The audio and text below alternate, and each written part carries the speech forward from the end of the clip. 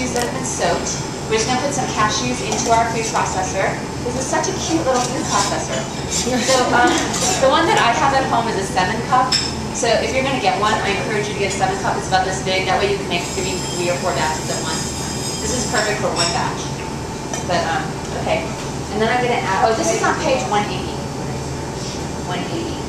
So, oops, I was supposed to put the garlic and salt first. Okay, I messed up. But it's no big deal. But I'll explain to you the principles of why.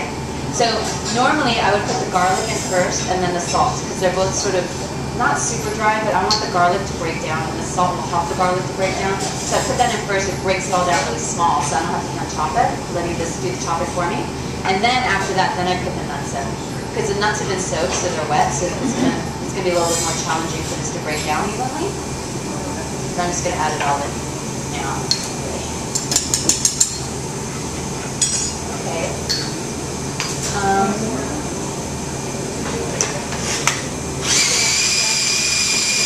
Where did that stop? Oh, it looks like it's working. It looks like it's all breaking down. Okay. So once it gets all broken down, then we'll add some chipotle. Ooh, yum. So this is a real chipotle. You can use this or use chipotle powder. That sounds good. That's good. Yum, real chipotle. Yummy. Okay, chipotle, and then some, lemon juice. Oops, lemon juice.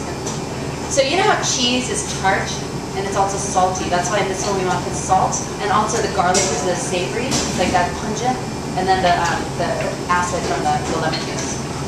We'll process this. And depending on the texture that we want to go for, will determine how much water we want to put in. So I'll start with a little bit of water.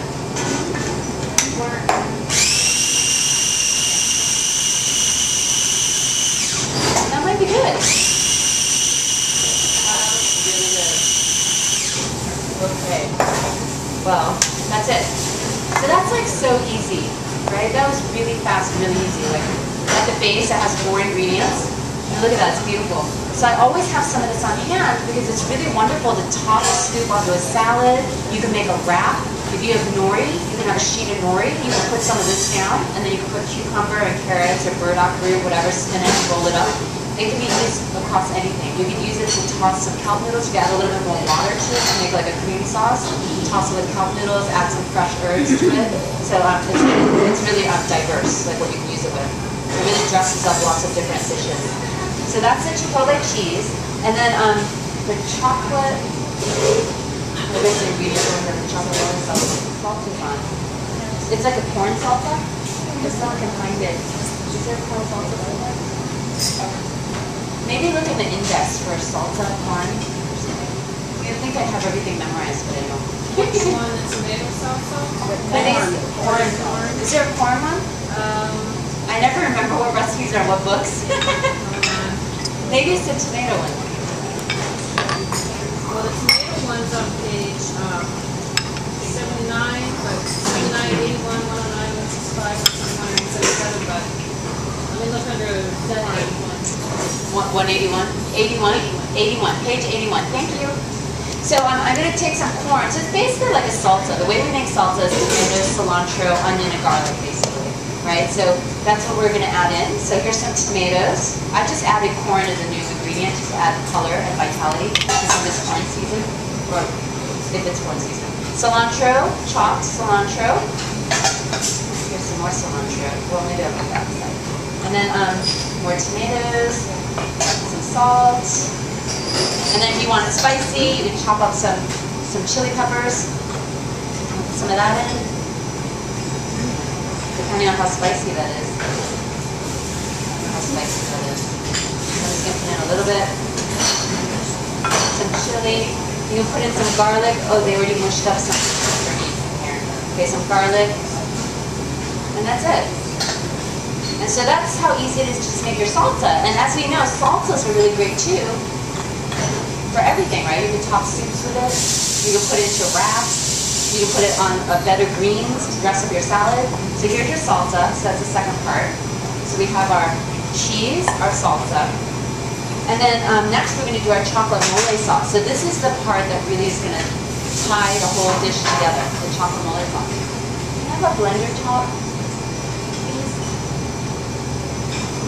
Blender. Thank you. So the chipotle, chocolate mole sauce. What page is that on? I think it's on page 178 or so. 177. Okay. So for that, we're going to put a tomato in. If I drop this in whole, it probably won't break up so well, so I'll chop it a little bit, but you don't really have to cut it that much. I'll just like quarters is fine. I'll throw that in. And then I'm going to add some oil,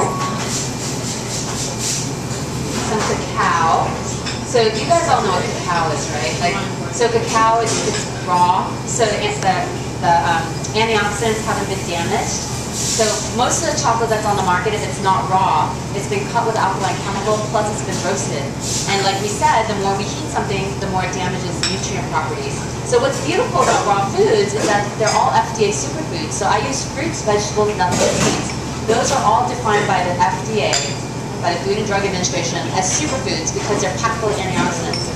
So they help to slow down, they fight free radical damage in our body, they slow down aging, and they boost our immune system. So, okay, what else? I'm adding in, okay, now I'm adding just a pinch of agave. Again, you can use a date or use raisins. Some chipotle. Oops, I think this is the cacao. I put in cinnamon earlier. And then a little bit of water. Well, water as needed. So I'm just going to blend this into the sauce. Oh, there's your chipotle sauce. Makes it, doesn't it? So good. Yeah.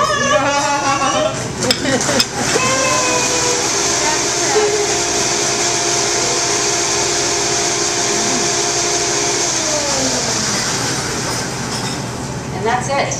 Whew, forgot. Do you have a tissue? Oh, here's how. Can you use this? Okay. Yay! So that's it with the chipotle. The mole sauce. So you can see how the three are assembled together, right? So you have the leaf. We lined it with the cheese, and then we topped it with some of the salsa, and then we drizzled our mole sauce, because it's all about the sauces. You know, if you just have like different sauces, it really dresses up a dish. So your dish can be as basic and simple as you want, but if you add sauces, it gives the illusion of being more complex, which is really beautiful.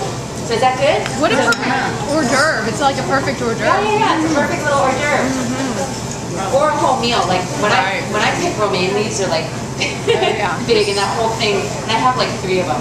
I don't need like one little tiny. I like that it's fast. That's my favorite thing about it. It's so fast and so fresh, right? Like on a summer day, like it's just crisp and fresh and really delicious.